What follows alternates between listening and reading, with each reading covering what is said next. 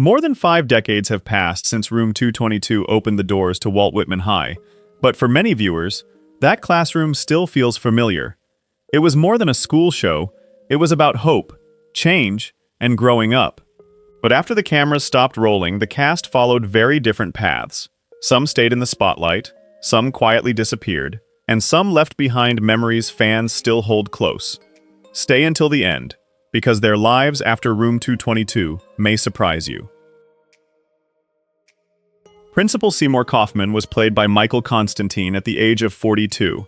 Dry, tired, and quietly funny in that very old-school way, Kaufman was the kind of principal who looked like he had already heard every excuse a student could possibly invent. He gave Room 222 a grounded adult presence without making the school feel cold or stiff. Michael Constantine passed away in 2021 at the age of 94 from natural causes. That one felt like the end of a familiar TV face for a lot of viewers. Long after Room 222, he found a whole new generation of fans as Gus Portokalos in My Big Fat Greek Wedding, but his Emmy-winning role as Kaufman is where many classic TV fans first remembered him. Kaufman was not flashy, and that was the charm. He had that slightly worn-out principal energy, patient when he had to be, sarcastic when he could not help it, and always believable as the man trying to keep a busy high school from falling apart. Jason was played by Heshimu Cumbuka at the age of 21. Cool, guarded, and carrying that restless student energy, Jason brought a tougher edge into the classroom. He was not just there to sit quietly behind a desk. He helped make Walt Whitman High feel like a real school, full of different voices, attitudes, and teenage pressure. Currently 78, he has stayed far away from the spotlight, with very little public information about his life today. After Room 222, his screen work was limited, but fans who remember the show still connect him with Jason, one of those students who helped give the series its lived-in, late 60s classroom feel. Jason added something important to the room. He made the class feel less polished, more real, and a little more unpredictable. In a show built around young people trying to figure out the world, characters like Jason helped keep the school from feeling too neat.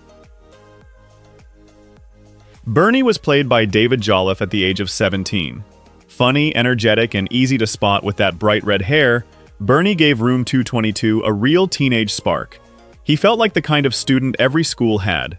A little goofy, a little restless, but always bringing life into the classroom. Currently 73, he has lived a quieter life than many people might expect from a former TV regular. After Room 222, he continued acting in guest roles, but Bernie is still the part classic TV fans usually remember first when they see his name. Bernie helped give the show its easygoing school rhythm. Not every student needed a huge dramatic speech. Sometimes it was enough to have a familiar kid in the room, reacting, joking, and making Walt Whitman High feel like a real place. Liz McIntyre was played by Denise Nicholas at the age of 25. Smart, calm, and quietly graceful, Liz brought warmth and strength to Walt Whitman High. As the guidance counselor, she was the kind of adult students could actually talk to. Not preachy, not distant, just steady and deeply human. Today, at 81, she is much more than a familiar face from classic television. Her career also moved into writing, activism, and later roles in shows like In the Heat of the Night, where she brought the same kind of intelligence and quiet power that made Liz so memorable. Liz gave Room 222 a softer center. She was not trying to dominate every scene, but when she was there, the show felt calmer and more thoughtful. For a series about young people finding their way, she felt like someone who truly listened. Helen Loomis was played by Judy Strangis at the age of 19. Sweet, shy, and a little more reserved than some of the louder students, Helen gave the classroom a gentler teenage voice. She was not there to take over the room. She was the kind of student you noticed because she felt real. These days, at 76, she has mostly stayed away from Hollywood's spotlight. After Room 222, she became a Saturday morning favorite as Dinah Girl in Electra Woman and Dinah Girl, giving kids of the 1970s a totally different reason to remember her. Helen had that quiet charm that sneaks up on you. In a show full of classroom debates, social issues, and big personalities, she helped remind viewers that some students carry their stories more softly, and that still matters. Larry was played by Eric Laneuville at the age of 17. Sharp, natural, and full of that restless high school energy, Larry helped make Room 222 feel like an actual classroom instead of a neat TV set. He had the kind of presence that made the student side of the show feel young, real, and alive. Currently 73, he has spent much of his later career behind the camera. After acting in Room 222 and Saint Elsewhere, he became a busy television director, working on shows like Lost, The Mentalist, Ensayus, Los Angeles, and Blue Bloods. Larry had that believable student quality you cannot really fake. He did not feel like an adult pretending to be a teenager. He felt like someone you might actually see in a late 60s school hallway, joking, pushing back, and trying to figure things out. Kenneth Dragon was played by Ivor Francis at the age of 50. Serious, dry, and carrying that old-school teacher authority, Dragon added a more traditional adult voice to Walt Whitman High. He felt like the kind of teacher who had seen plenty of student drama and was not easily impressed by any of it. Ivor Francis passed away in 1986 at the age of 67 after an undisclosed illness. His death closed the chapter on a long character actor career. Away from Room 222, he worked on stage, television, and film, and many soap fans also knew him as the father of General Hospital actress Jeannie Francis. Dragon gave the school a different texture. Not every adult at Walt Whitman High had to be warm and easygoing. Some felt stricter, older, and a little harder to read. That mix made the show's staff feel more like a real faculty room. Jerry Gerard was played by Robert Casper at the age of 45. Calm, familiar, and very much part of the everyday school atmosphere, Gerard helped fill out the world around the main teachers and students. He was not there to dominate the story, but roles like his made Walt Whitman High feel busy and lived in. Robert Casper passed away in 2020 at the age of 95, with no widely reported cause of death. He spent decades as a working character actor, appearing in shows like Bewitched, Batman, Mannix, and Love, American Style, the kind of TV credits that made him one of those faces classic viewers might recognize without knowing the name. Gerard is a reminder of how shows like Room 222 were built. The big names carried the stories, sure, but the smaller faces made the school feel real. The staff members, side characters, and familiar people moving through the background of everyday campus life. Cleon was played by Ty Henderson at the age of 16. Young, cool, and carrying that real student energy, Cleon helped keep Room 222 close to the hallway life of Walt Whitman High. He was not written like some polished TV teenager who always had the perfect line. He felt more like one of those kids you would actually see leaning back in class, watching the adults try to make sense of the world. Ty Henderson died in 2018 at the age of 64 after a heart attack. His death felt especially sad because many viewers first saw him as such a young face on television. After Room 222, he went on to appear in shows like Space Academy, Tarzan and the Super 7, and Santa Barbara, building a career that stretched from live-action TV into voice work. Cleon gave the classroom a bit of edge without making it feel heavy. In a show about students learning how to think for themselves, characters like him mattered because they made the room feel alive. Not perfect, not scripted too neatly, just full of young people trying to figure things out. Bonnie was played by Jan Schuton at the age of 36. Calm, neat, and very much part of the student world around Room 222. Bonnie added another familiar face to the classroom mix. She was not the loudest student in the room, but that actually helped the show feel more natural. Real classrooms are not made only of big personalities. They are also made of quieter faces who make the place feel complete. Jan Schuton passed away in 2021 at the age of 88, with no widely reported cause of death.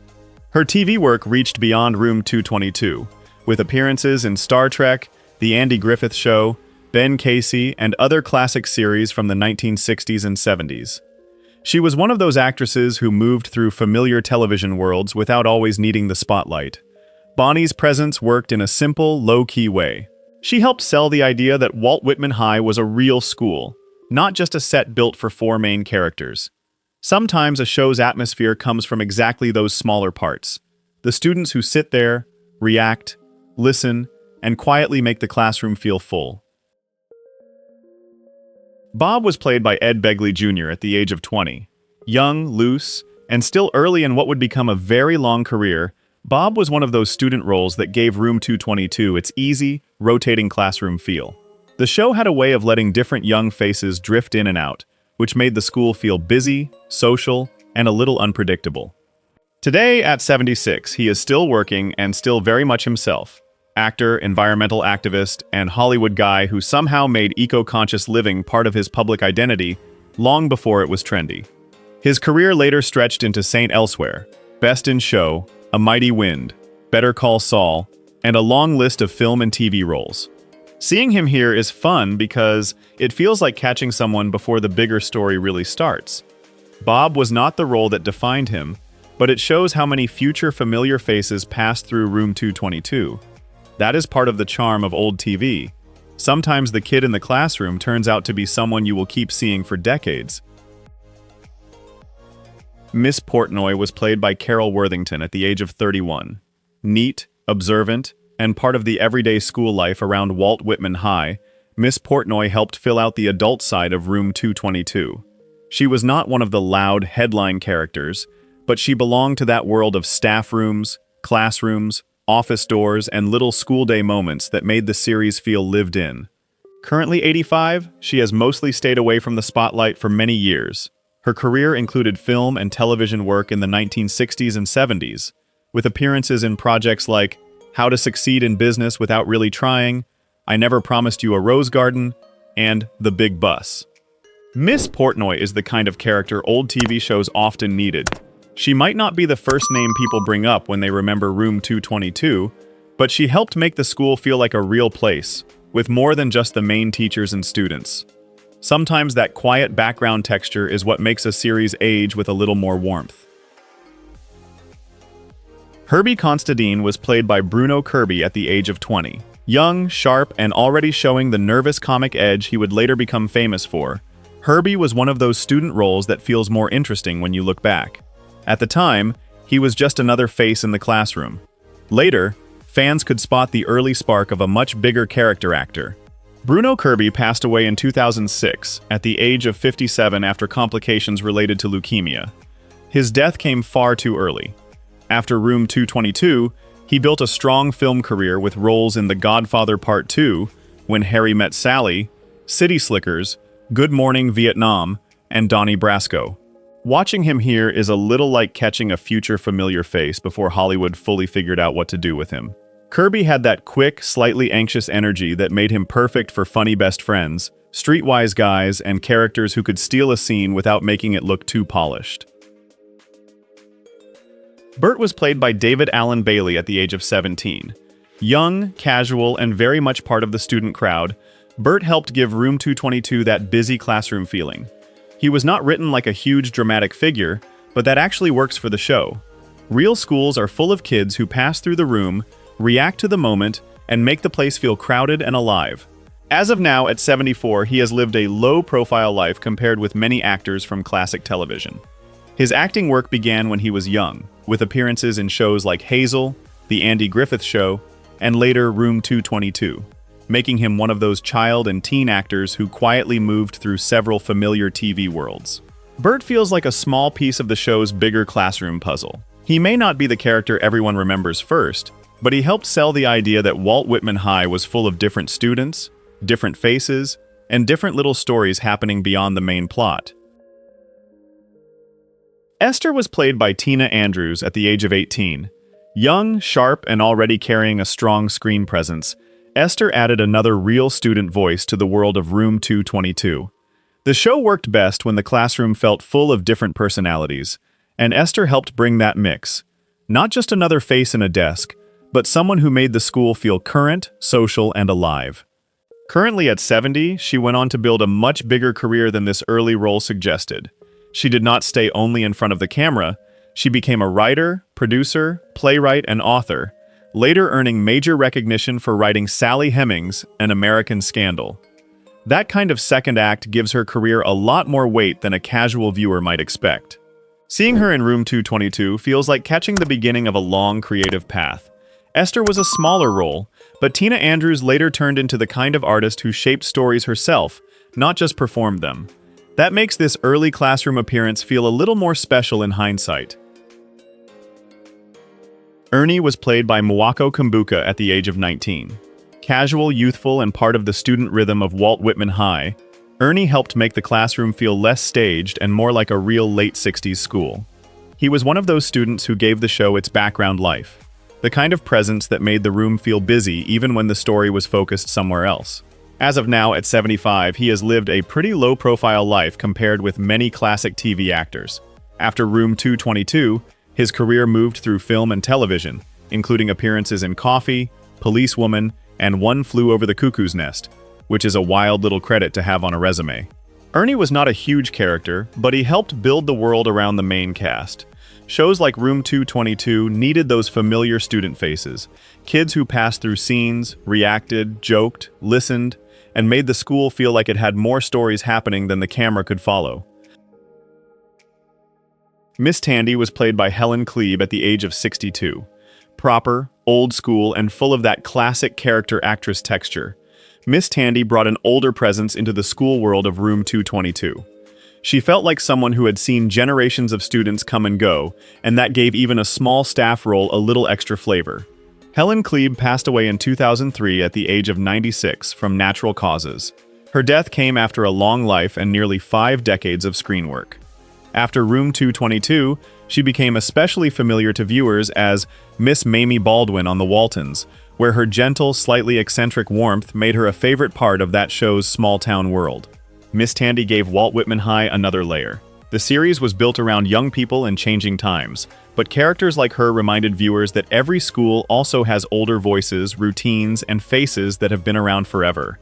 She made the place feel less like a set and more like a real institution. Gil Casey was played by Ramon Bieri at the age of 40. Solid, serious, and carrying that very believable working adult presence, Gil added another layer to the world around Walt Whitman High. He did not feel like a polished TV type. He felt like a real man walking into the school with his own problems, opinions, and life outside the classroom. Ramon Bieri passed away in 2001 at the age of 71 after cancer. His face showed up across decades of American television, with roles in Badlands, The Andromeda Strain, Daniel Boone, and Joe Forrester. He had that rugged character actor look that made him easy to believe as cops, fathers, officials, and tough men carrying a bit of weight. Gil Casey helped Room 222 feel connected to the world beyond the students' desks. The show was not only about lessons and homework, it was about families, adults, pressure, and the social issues pressing in from outside the school walls. Characters like Gil made that world feel wider. Mr. Riger was played by Sidney Clute at the age of 53. Dry, watchful, and full of that classic old TV character energy, Riger felt like one of those adults who could step into a scene and instantly make the school feel more crowded and real. He did not need a huge role to leave a little mark. Sidney Clute passed away in 1985 at the age of 69 after cancer.